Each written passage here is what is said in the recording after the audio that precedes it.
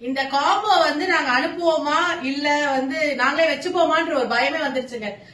என்னன்னு பாத்தீங்கன்னா இது வந்து டைரக்ட் கிளைண்ட் வந்து நம்ம கிட்ட ஆன்லைன்ல பாத்துட்டு வந்து ஒரு ஃபேமிலி காம்போ வேணும்னு புக் பண்ணாங்க.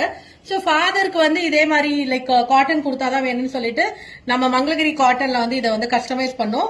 ஒரு காட்டன் குர்த்தா அந்த 2 பேபிஸ்க்கும் பாத்தீங்கன்னா அதே மாதிரி காட்டன் குர்த்தா வந்து பண்ணியிருந்தோம்.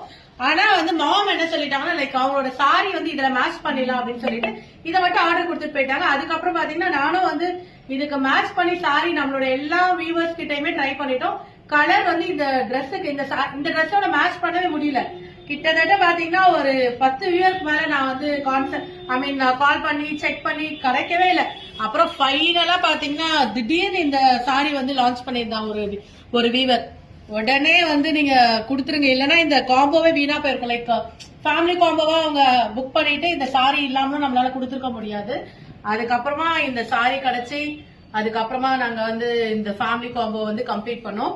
ரொம்ப பியூட்டிஃபுல்லான ஒரு வைர ஊசி சாரி, ரொம்ப அழகா இருக்கு பாருங்க கலர் காம்பினேஷன். அண்ட் பல்லு பாருங்க, ரிச் பல்லு.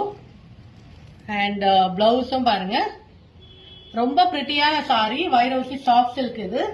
அண்ட் கலரும் பாத்தீங்கன்னா ஆப்டா அவ்வளவு கரெக்டா வந்து நானுமே ஆன்லைன்ல பார்க்கும்போது அவ்வளவு கரெக்டா இருக்குமான்னு யோசிச்சேன். பட் நல்ல ஒரு பெர்ஃபெக்டா வந்து மேட்சா இருந்தது இந்த காம்போ. சோ இந்த மாதிரி ஃபேமிலி காம்போ புக் பண்ணும் அப்படின்னா பிரிட்டி பட்டு ரீச் பண்ணுங்க. இந்த காம்போல ஏதாச்சும் புக் பண்ணனாலும் இமீடியட்டா வீடியோல போற நம்பர் ரீச் அவுட் பண்ணி புக் பண்ணிக்கோங்க. தேங்க்யூ.